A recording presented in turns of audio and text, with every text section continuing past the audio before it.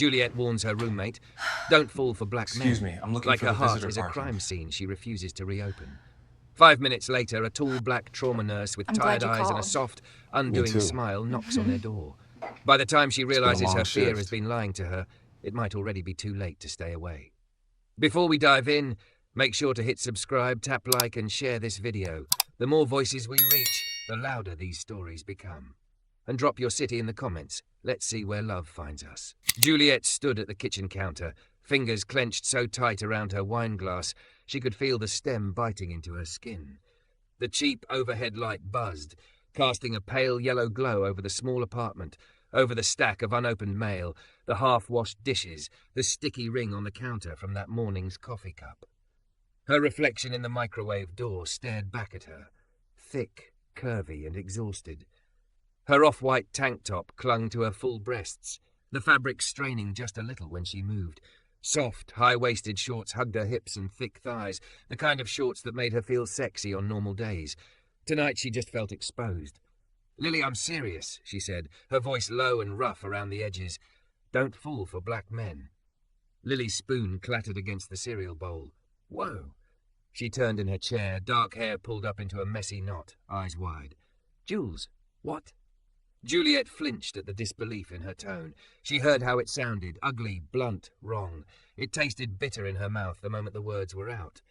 "I didn't mean it like—" She stopped, jaw working. "Tried again. God." She took a burning sip of wine. "I'm not saying they're all the same. I'm just saying I can't do that again. I don't want you to go through what I did." "Okay," Lily said slowly. "So this is about you, not all black men." Juliet sagged back against the counter, shoulders dropping. "Yeah, it's about me." The apartment hummed with the fridge motor. Outside, traffic murmured several floors below, punctuated by a siren in the distance. Lily watched her silently, waiting. She always did that, gave Juliet enough rope to tangle herself, then waited until she was ready to untangle it. Juliet stared at the floor, at the faded tile line where someone had once tried to paint over a crack. "I loved him," she said finally, voice barely above a whisper. "I loved him so much I forgot where I ended and he began. And when he left, it was like someone tore my skin off and walked away with it." Lily's face softened. "Is this about Marcus?" Just hearing his name made Juliet's chest tighten. Marcus with the deep laugh, the warm brown eyes, the big hands that made her feel small and safe. Marcus who had promised forever and then disappeared in a month. She swallowed hard. "He said I was too intense, too much, too emotional." Her laugh came out sharp and humorless, which is funny because that's exactly how he loved me. Hard, fast, like I was oxygen, until suddenly I was nothing. Lily's chair scraped as she got up and came around the small table. "Come here," she murmured. Juliet let herself be pulled into a hug, her soft curves pressing into Lily's smaller frame. For a moment she just breathed. Inhale, exhale, counting in her head the way her therapist had taught her. In for 4, hold for 2, out for 6. Her heart slowed, but the ache sat there, heavy and stubborn.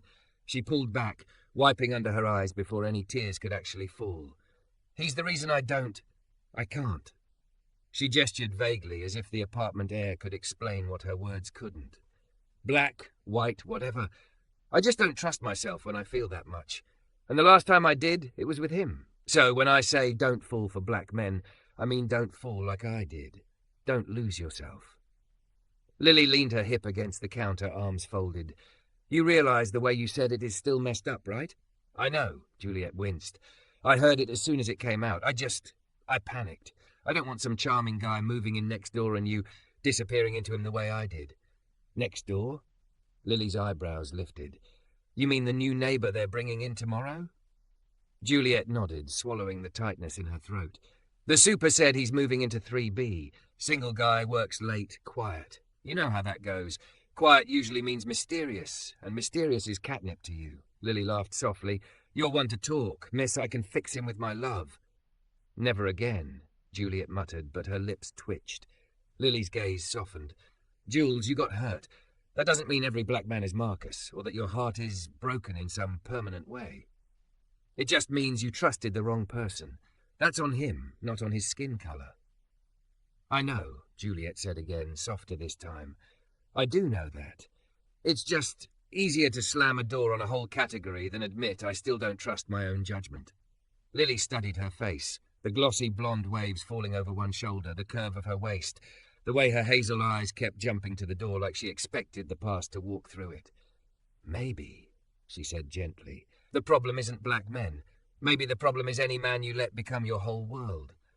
The words landed like a small stone in Juliet's chest, heavy but grounding. I hate that you're right, Juliet murmured. I usually am. Lily grinned. Listen, if this new neighbour is hot, I may flirt. If he's not, I'll borrow his Wi-Fi. Either way, you don't have to protect me from my own heart. I promise I'll use it responsibly. Juliet rolled her eyes, but the corner of her mouth lifted. You're impossible, and you're scared. Lily's voice softened. But you're also still here, still soft, still you. That's kind of a miracle. Juliet looked at her, really looked at her. I wish I believed that. Before Lily could answer, there was a sound in the hallway, a dull thud, a scrape, then what sounded like something heavy bumping against a wall. They both turned toward the door. Is that? Lily whispered, another noise, a muffled curse in a deep, low voice filtered through the thin wood. Juliet's heart kicked once, hard. Probably the new neighbour, Lily said, eyes lighting up. He's early. Juliet's stomach tightened. The super had said tomorrow. Somehow, some childish part of her brain had decided that meant she had one more day before anything changed, before she had to test her resolve. A soft knock sounded, 3 firm raps, not tentative but not aggressive. Confident. Juliet and Lily looked at each other. You gonna get that? Lily asked. Juliet's fingers tightened around the wineglass again. Why me? Because your hair looks amazing, Lily said promptly. And because if he's creepy, I'll call 911. But if he's hot, I want to watch your face. Lily, Juliet hissed, but there was a tiny flicker of nervous laughter under it. She set the glass down and wiped her palms on her shorts.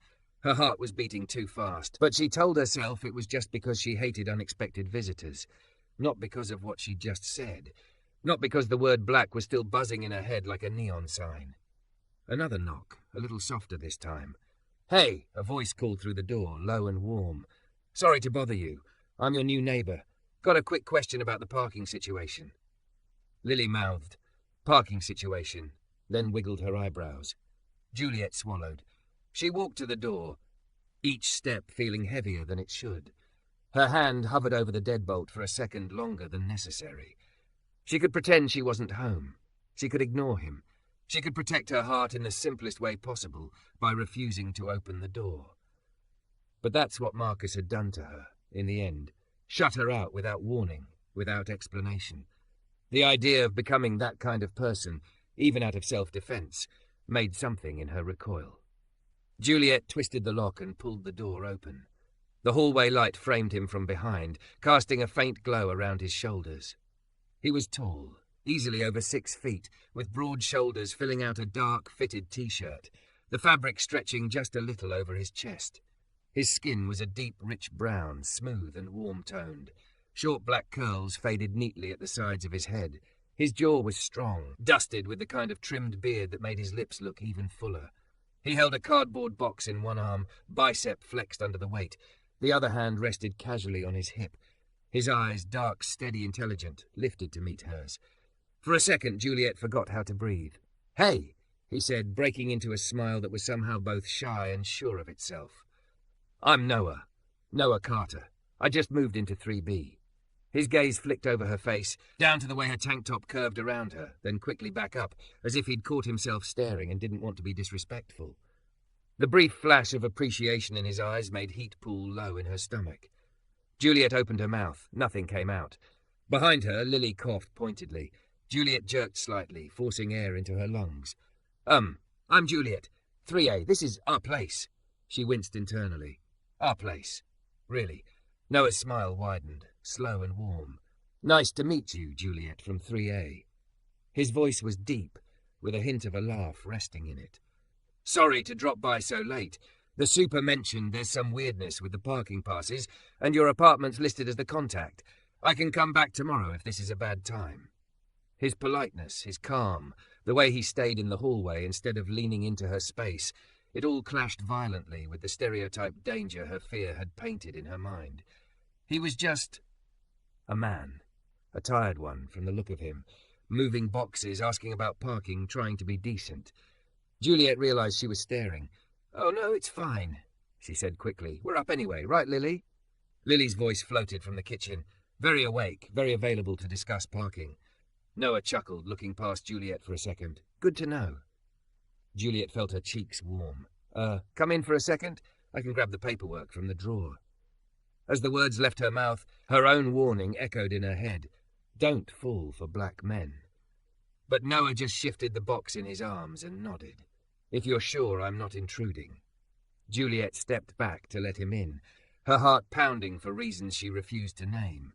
She told herself this was just a neighbor, just a simple question about parking. She had no idea that opening this door was also opening something she'd sworn she would never risk again.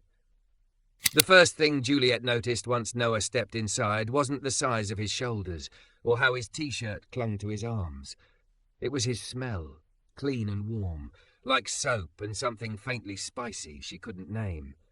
It hit her right as he passed the threshold, and her body reacted before her brain could catch up, heat pricking at the back of her neck. "Sorry about the mess," she blurted, suddenly aware of the stack of unopened mail and the ring of dried coffee on the counter. Noah looked around once, taking in the small living room, the worn couch, the blanket tossed over the back. His gaze was gentle, not judgmental. "This," he said. "Trust me, you don't want to see my place right now. It looks like a cardboard factory exploded." Lily slid into the doorway between the kitchen and living room, leaning her shoulder against the frame. "Hi, neighbor," she said, giving him a small wave. "I'm Lily. Glad someone finally moved in. The walls have been way too quiet." "Nice to meet you, Lily," Noah said. "Sorry again for barging in. Super said you'd know which spots are actually safe to park in. I'd rather not get towed on my first night." Juliet moved toward the small drawer by the TV, rifling through a mess of takeout menus and envelopes until she found the faded parking map. Her fingers shook slightly. She told herself it was because she'd had only half a sandwich all day. Management updated this last month," she said, spreading the paper on the coffee table. "Your spot is technically number 12, but the numbers are half worn off, and the guy in 11 pretends not to see them. So, here." She picked up a pen and circled an area. "If you park closer to the pillar, you're safe. Security cameras catch that angle. Tow truck guys are lazy. They won't bother." Noah stepped closer, the box still tucked in one arm, the muscles in his forearm flexing slightly. He leaned down to see the paper, and Juliet became acutely aware of the difference in their heights, the way he easily looked over her shoulder. "You know all that from experience?" he asked, voice warm with curiosity instead of mockery. "From trauma," she deadpanned. "They towed my car at 3 a.m. last winter. I had to walk 20 minutes in the snow to get to the lot, in a dress. Not recommended." Noah laughed, a low, genuine sound that loosened something in her chest. "Okay, that does sound traumatizing. I'll trust your expertise." As he straightened, his arm brushed lightly against her bare upper arm, only fabric against fabric, but it sent a small jolt up her spine. She stepped back too quickly, bumping into the couch. "Thanks," he said, oblivious, folding the paper with care. "I really appreciate it. I work late most nights, don't want to come home to an empty parking space." "What do you do?" Lily asked, moving closer, curiosity sparked. "Since you've mentioned late about 3 times, I'm guessing spy, assassin, or bartender." Noah's eyes crinkled at the corners. "Wow, high expectations. I'm a trauma nurse at County General. Night shift." Juliet's breath caught. She hadn't expected that. "Wait," she said slowly. "You're a nurse?" "Last time I checked," he said, grin tilting. "You look surprised." "I just didn't picture." She stopped herself before she could say it. "Didn't picture someone who looks like you." He must have read it in her expression anyway, because his smile turned amused rather than offended. "Big black guy in scrubs, patching people up at 3 a.m, he said lightly. "Throws people off sometimes. They expect some tiny woman named Linda." Lily laughed. "You saving lives while we argue about whose turn it is to do dishes. Amazing." Noah shrugged, but his eyes grew quieter for a moment. "I try," he said simply. Juliet felt a twist in her chest. Something about the way he said that. No bragging, no heroic flourish. Just honest. She cleared her throat. "Well, Welcome to our very glamorous building. If you ever need sugar or like someone to complain to about broken elevators, we're here. Or coffee, Lily added. Juliet makes this crazy strong French press stuff. It'll bring you back from the dead. Noah's gaze flicked to Juliet again, lingering a second too long. Good to know, he murmured. I might take you up on that after a double shift. Heat climbed into Juliet's cheeks, and she hated that he could probably see it.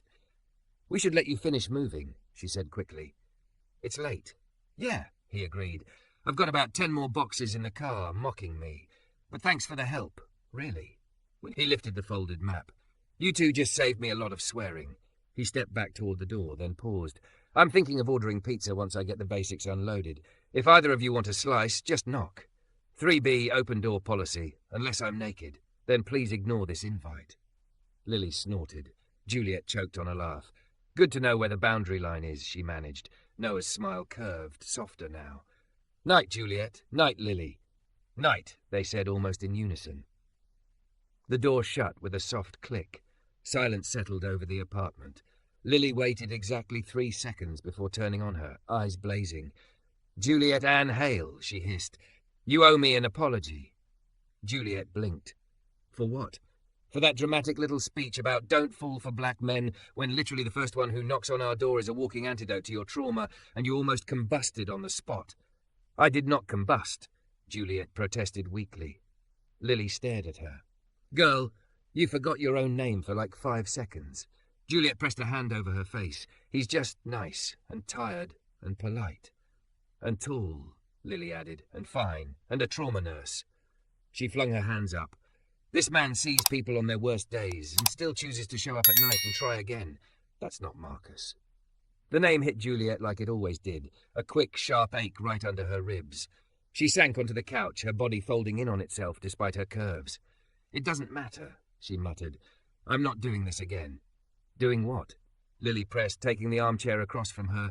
Falling in love, trusting anyone, or just trusting a black man? Juliet flinched.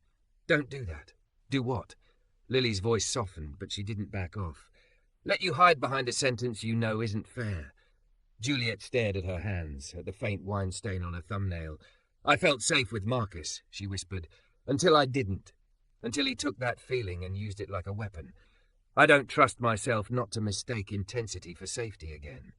And you think that risk only exists with black men? No. The word came out fast, almost desperate. God, no, all those feelings are tangled up with him. With his face, his voice, his skin. Every time I look at Noah, my chest does this stupid little lurch and my brain goes, danger, danger, don't be an idiot, twice. Lily was quiet for a moment, watching her. Maybe the danger isn't him, she said finally. Maybe it's the part of you that still thinks you deserved what Marcus did. Juliet's throat tightened. She swallowed, but the burn didn't go away. I know I didn't deserve it, she said, but the words felt thin. Do you? Lily asked, not unkindly. Or do you just know you're supposed to? Juliet didn't answer. She couldn't. Lily sighed, pushing herself up. She came over and sat beside her, their hips pressed together, Juliet's soft thighs warm against Lily's. Look, she murmured. No one is asking you to fall for Noah, or anyone. But maybe don't slam the door on him in your head before he's even had a chance to be anything more than a guy with a parking problem. Juliet let out a shaky laugh. You make it sound so simple. It's not, Lily said. But you're allowed to be scared without turning that fear into a rule for both of us. Juliet rested her head back against the couch, staring at the cracks in the ceiling. Okay, she said quietly. Okay, I'll try to not make rules. Good. Lily bumped her shoulder. Because I am 100% going to his pizza night if he asks again. Juliet groaned. Of course you are. You could come too, Lily added, almost casually. Not to fall for him, just to eat carbs in a new living room. Juliet chewed on her bottom lip. We'll see. Sleep came in fragments that night. Brief, shallow dozes broken by strangely half-remembered dreams. At some point, Juliet woke to the sound of muffled footsteps above and the faint scrape of furniture being moved. Noah, settling in. She lay in the dark, staring at the ceiling, listening. She thought of Marcus's last text. Hey, you're amazing, but this is too much for me. And the way her hands had gone numb holding her phone afterward. She thought of Noah's easy smile, the tired warmth in his eyes, the way he'd stepped carefully into their apartment, as if he knew he was entering someone else's space and didn't want to disturb anything. "You are not allowed to project," she whispered to herself. "He's just a neighbour." Morning came with too bright sunlight and a throbbing headache. Juliet pulled on high-waisted jeans and a soft, cropped sweater that hugged her curves, padding barefoot into the kitchen. Lily was already at the table with her laptop, a mug of coffee between her hands. "You look nice," Lily said without looking up. "Going anywhere special?" "It's Tuesday," Juliet said, reaching for the kettle. "I'm going to work." "Sure," Lily said. "Work, not at all coinciding with the time nurses usually leave for the day shift or anything." "Nope." Juliet rolled her eyes, but her heart stuttered when a knock sounded at the door. Not loud, just a quick, polite tap. Lily's grin spread slow and wicked. "I'll get it," she said, already halfway out of her chair. Panic flickered in Juliet's chest. "No, I've got it," she blurted, moving faster than she meant to. She swung the door open. Noah stood there in dark blue scrubs, a grey hoodie unzipped over them. His hair was a little mussed, eyes faintly shadowed with fatigue, but his smile lit up when he saw her. "Morning, Juliet," he said. "Sorry, again, for the random drop-in. I wanted to say thanks properly for last night, and, He held up a small white paper bag. "Bribery."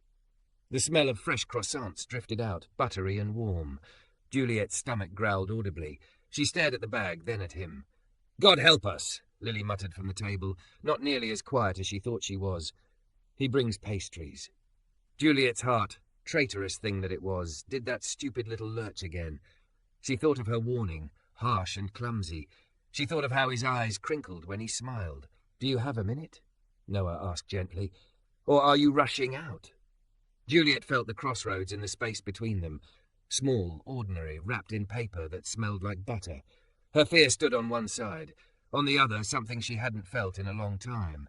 The faint, terrifying possibility that not every door she opened would end in disaster. Juliet's fingers tightened on the edge of the door, the wood digging into her palm.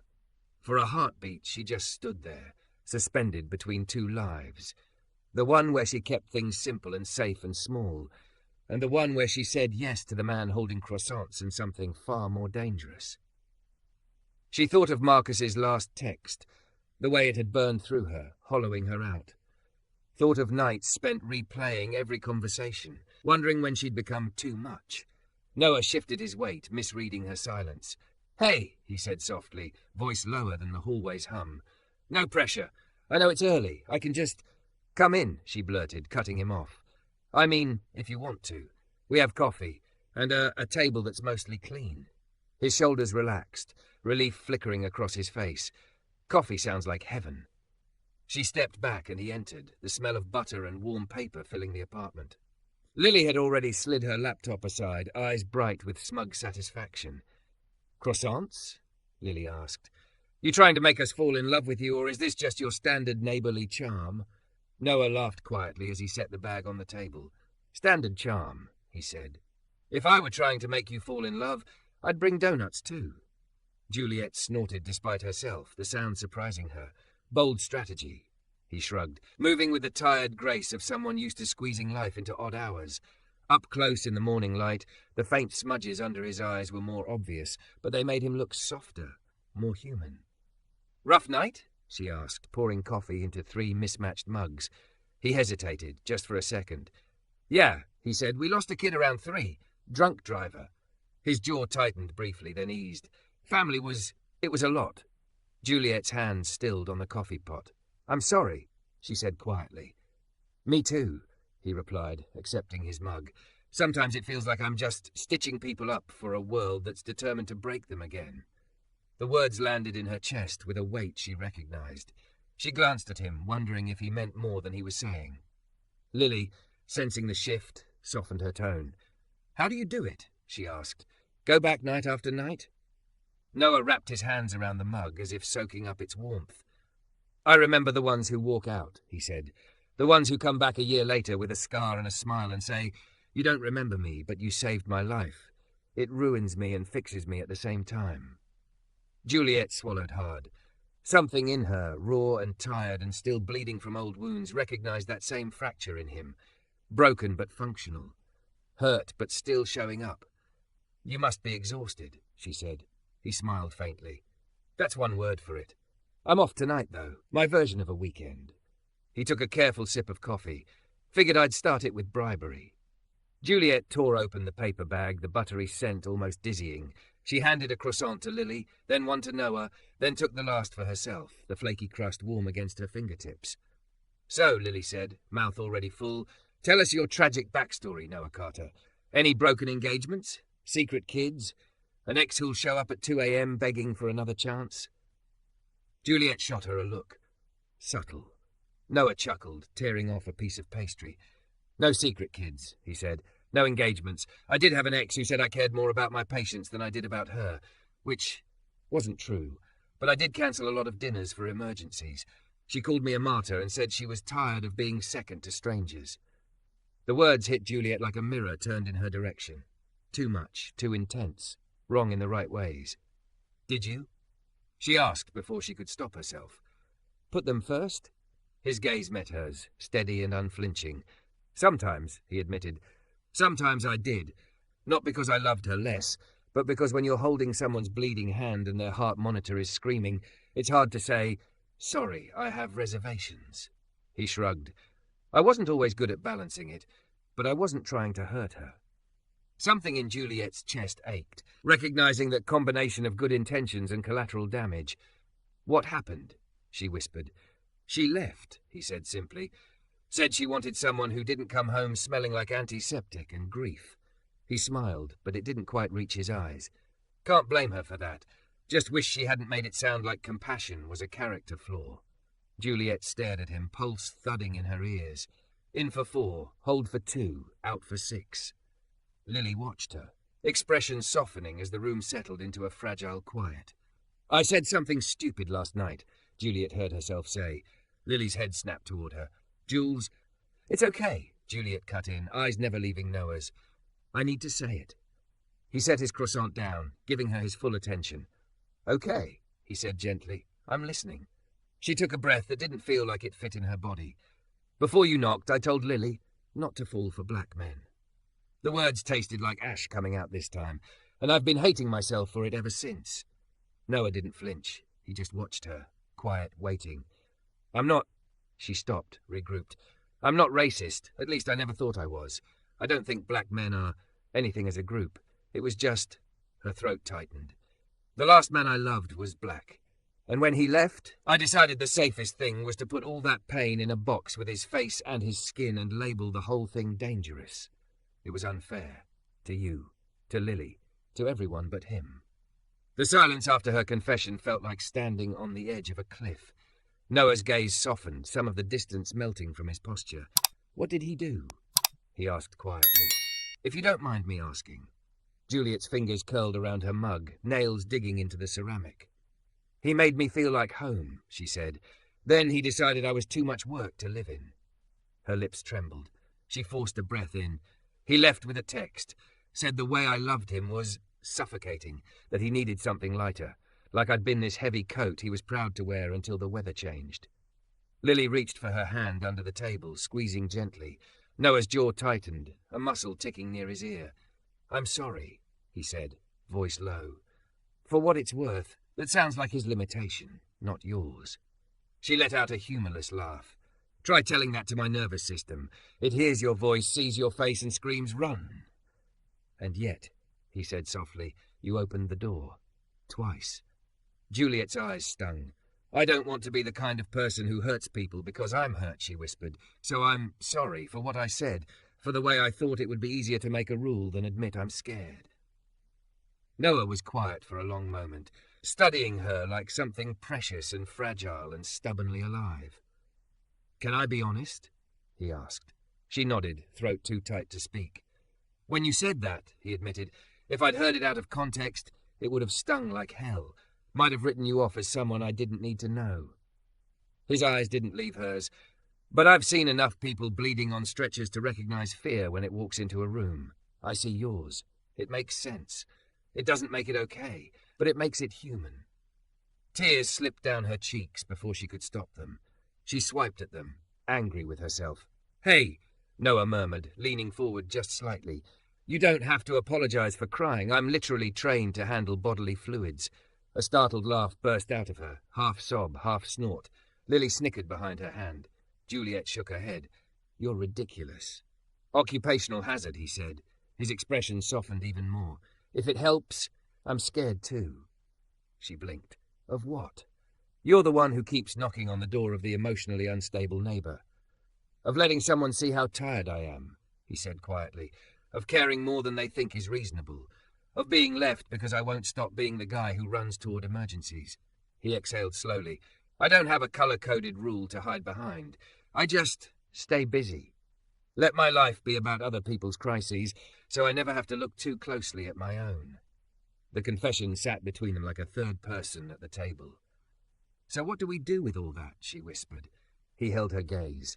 We start with coffee and croissants, he said. And maybe, if you're willing, we try something radical. She swallowed. What's that? We let each other be scared, he said. We don't promise we won't screw up. We just promise that if we do, we'll talk instead of vanish. Her heart clenched, both terrified and aching with want. And if I panic, she asked, voice small, if my brain decides you're Marcus with a different name? Then you tell me, he said. And I'll remind you I'm Noah who brings pastries and asks too many questions. I'm not here to be your redemption story. I'm just here, if you want me to be. Lily cleared her throat softly. For what it's worth, she said, I vote yes. Juliet let out a shaky breath. She looked at Noah, at the quiet strength in his eyes, at the weariness and hope tangled together in his shoulders. I can't promise I know how to do this right, she managed. Good, he said gently. Me neither. A small broken laugh slipped from her. Okay, she whispered. Then maybe we can figure it out wrong together. His smile this time was slow and luminous, like sunrise after a long night. Can I take you out? He asked. Nothing dramatic. Just a real conversation that isn't in your kitchen with your roommate live commentating. Hey, Lily protested lightly. I'm a gift. Juliet wiped her cheeks, a tremor still in her hand. You finish your night shift weekend, she said, surprising herself with the steadiness in her voice. Then you text me. We'll go somewhere with good lighting and bad music. I'll wear something inappropriate for the weather. I'll bring a jacket that I pretend is for me, Noah said, and give it to you halfway through. Cheesy, she said. Effective, he counted. She smiled for real this time. Okay, Noah Carter from 3B. You can take me out. He stood, gathering the empty bag, leaving the map still folded on the table like a quiet reminder of how this all started. At the door, he paused. For the record, he said softly, I don't need you to fall for me. Not yet. I just need you to keep opening the door. Juliet's chest tightened, not with panic this time, but with something gentler, deeper. I can do that, she said. After he left, the apartment felt different. Not fuller, not emptier, just shifted. Like a piece of furniture moved 2 inches and suddenly the whole room had better balance. Lily nudged her shoulder. You know you didn't just open the door, she murmured. You cracked open that box you stuffed Marcus into and let yourself look inside. Juliet exhaled slowly. It hurts, she admitted. Yeah, Lily said. That means it's real. Juliet looked at the door Noah had just walked through, at the faint smudge his fingers had left near the knob when he balanced the bag. I told you not to fall for black men, she said quietly. Lily tipped her head. You did.